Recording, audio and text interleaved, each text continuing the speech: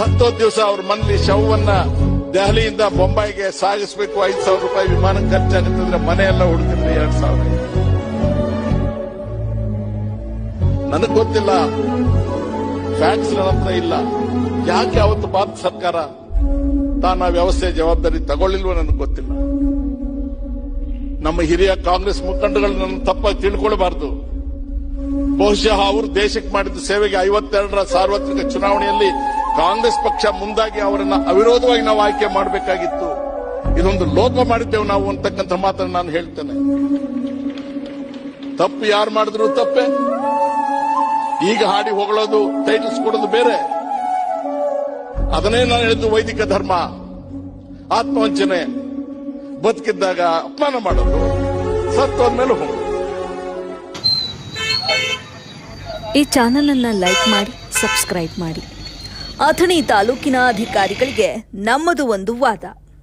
ಯಾಕೆ ಇದೇ ಅಥಣಿ ತಾಲೂಕಿನ ಮಹಾಶಿಲ್ಪಿ ಬಾಬಾ ಸಾಹೇಬ್ ಅಂಬೇಡ್ಕರ್ ಅವರಿಗೆ ಅವಮಾನ ಮಾಡ್ತಿದ್ದೀರಾ?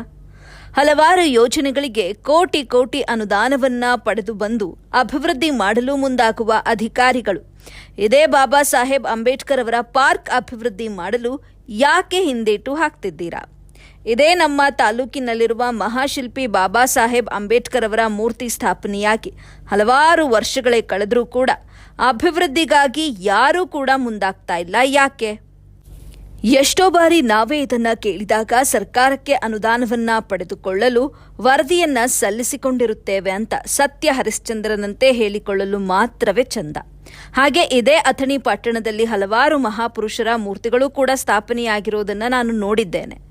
ಅಲ್ಲಿ ಆಗುವಂಥ ಅಭಿವೃದ್ಧಿ ಕೆಲಸಗಳು ಇಲ್ಲಿ ಯಾಕೆ ಆಗ್ತಾ ಇಲ್ಲ? ನೀವೇ ಹೇಳಿದ್ರೆ ನನಗೆ ಚಂದ. ಏನು ಮೌನಕ್ಕೆ ಜಾರಿಕೊಳ್ತಿದ್ದೀರಾ ಅನ್ನೋದು ನಿಮ್ಮ ಅಂತರಾತ್ಮಕ್ಕೆ ನೀವೇ ತಿಳಿದುಕೊಳ್ಳಿ. ಇದು ಒಂದು ಗೋಳಾದ್ರೆ, ಇತ್ತೀಚಿನ ದಿನಗಳಲ್ಲಿ ಮತ್ತೊಂದು ವಾದ ನನಗೆ ಕಂಡು ಬಂದಿದೆ. ನಾನು ವಾದ ಮಾಡೋದು ಏನಂದ್ರೆ, ನನ್ನ ದೇವರಾದ ಬಾಬಾ ಸಾಹೇಬ್ ಅಂಬೇಡ್ಕರ್ ಅವರು ಸರ್ವರಿಗೂ ಸಮಪಾಲು, ಸರ್ವರಿಗೂ ಸಮಬಾಳು ಎಂದಿದ್ದಾರೆ.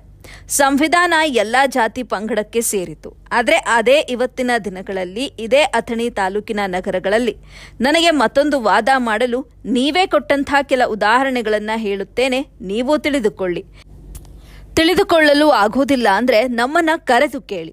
ಅದು ಕೂಡ ಆಗಲಿಲ್ಲವೆಂದರೆ ನಿಮ್ಮ ಕಿವಿಯಲ್ಲಿ ಹಾಕಿಕೊಂಡು ಕೇಳಿಸಿಕೊಳ್ಳಿ ಅನ್ನೋದು ನನ್ನ ವಾದ. ಎಷ್ಟು ಸಭೆಗಳನ್ನ ನಡೆಸ್ತೀರಿ ನೀವು? ಆ ಎಲ್ಲಾ ಸಭೆಗಳಲ್ಲೂ ಕೇವಲ SC ST ಜನರನ್ನ ಮಾತ್ರ ಕರೆದುಕೊಂಡು ಕುಂದು ಕೊರತೆಗಳನ್ನ ಕೇಳಿ ಅವರಿಗೆ ಸೇವೆಯನ್ನ ನೀಡ್ತೀರಿ. ನೀವು ಮಾಡುವ ಸಭೆಗಳಲ್ಲಿ SC ST ಜನಾಂಗದವರು ಮಾತ್ರ ಇರ್ತಾರೆ. ಬೇರೆ ಜನಾಂಗದವರು ಅಥವಾ ಬೇರೆ ಸಾರ್ವಜನಿಕರ ಕುಂದು ಕೊರತೆಗಳನ್ನ, ಸಮಸ್ಯೆಗಳನ್ನ ಯಾಕೆ ಆಲಿಸುವುದಿಲ್ಲ? ಅವರನ್ನ ಯಾಕೆ ಸಭೆಗೆ ಆಹ್ವಾನಿಸುವುದಿಲ್ಲ? ಬಾಬಾ ಸಾಹೇಬರ ಜಯಂತಿ ಆಚರಣೆ ಸಂದರ್ಭದಲ್ಲೂ ಕೂಡ ಅವರು ಯಾಕೆ ಬರೋದಿಲ್ಲ? ಈ ಎಲ್ಲಾ ಪ್ರಶ್ನೆಗಳಿಗೂ ನೀವೇ ಉತ್ತರವನ್ನ ನೀಡಬೇಕು. ಯಾಕೆ? ಅವರಿಗೆ ಸಂವಿಧಾನ ಲಭ್ಯ ಆಗೋದಿಲ್ವಾ ಅಥವಾ ನೀವೇ ಕರೆದುಕೊಳ್ಳೋದಿಲ್ವಾ ಏನೋ ಎಂಬಂತ ಪ್ರಶ್ನೆ ಮೂಡಿದೆ. ಅದರಂತೆಯೇ ಮೂರ್ತಿಯ ಸ್ಥಳದಲ್ಲಿ ಆಯಾ ಜಾತಿಯ ಭಾವಚಿತ್ರ ಇರುವ ಫ್ಲೆಕ್ಸ್ ಲೈಟಿಂಗ್ಗಳು ಹಾಕಿಕೊಳ್ಳುವುದು, ಅಂಬೇಡ್ಕರ್ ಸರ್ಕಲ್ ಹೆಸರು ಕೇಳಿ ಬಂದರೆ ಆ ಜಾತಿಗೆ ಸಂಬಂಧಪಟ್ಟ ಭಾವಚಿತ್ರಗಳು ಮತ್ತು ಲೈಟಿಂಗ್ ಕಲರವದ ಅವರ ಸಂಕೇತ ಹೊಂದಿಕೊಂಡ ರೇಟಿಂಗ್ ಮಾಲ್ಗಳನ್ನು ಹಾಕಿಕೊಳ್ಳುವುದು, ಇದು ಎಷ್ಟರ ಮಟ್ಟಿಗೆ ಸರಿ ತಪ್ಪು ಅನ್ನೋದನ್ನ ನೀವು ತಿಳಿದುಕೊಳ್ಳಿ.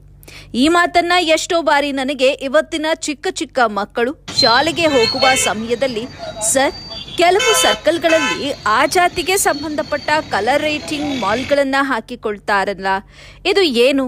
ಹಾಗಿದ್ರೆ ನಮಗೆ ಶಿಕ್ಷಣ ಕಲಿಸುವ ಶಿಕ್ಷಕರು ಅವರ ಜಾತಿಗೆ ಸಂಬಂಧಪಟ್ಟಂತೆ ಮಾತ್ರ ಯಾಕೆ ಶಿಕ್ಷಣ ಕಲಿಸುತ್ತಿಲ್ಲ ಅನ್ನೋದು ಇವತ್ತಿನ ಯುವಕರ ಪ್ರಶ್ನೆಯಾಗಿದೆ.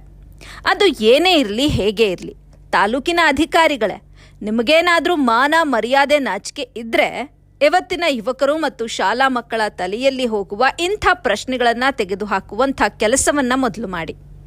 ಅಂಬೇಡ್ಕರ್ ಅವರ ಪಾರ್ಕ್ ಅನ್ನ ಅಭಿವೃದ್ಧಿ ಮಾಡೋದಕ್ಕಾಗಿ ಮುಂದಾಗಿ. ಇಲ್ಲವಾದಲ್ಲಿ ನಿಮಗೆ ಪೊರಕೆ ಏಟು ಬೀಳೋದಂತೂ ಖಚಿತ. ಇದನ್ನ ನಿಮ್ಮಿಷ್ಟಕ್ಕೆ ನೀವೇ ತಿಳಿದುಕೊಂಡು ಬೇಗನೆ ಜಾಗೃತವಾಗಿ ಅನ್ನೋದು ನಮ್ಮ ವಾದ. ಒಂದೊಂದ್ಸಲ ಹೆಂಗ್ ಬರ್ತದ ನನ್ನ ಮನಸ್ಸಿನಾಗ ವಿಚಾರ, ಒಂದೆಲೆ ಬಾಬಾ ಸಾಹೇಬ್ ಅಂಬೇಡ್ಕರ್ ಇರ್ಲಿಲ್ಲ ಅಂದ್ರೆ ಸಮಾಜದ ಪರಿಸ್ಥಿತಿ ಹಂಗಿರ್ತಿತ್ತು.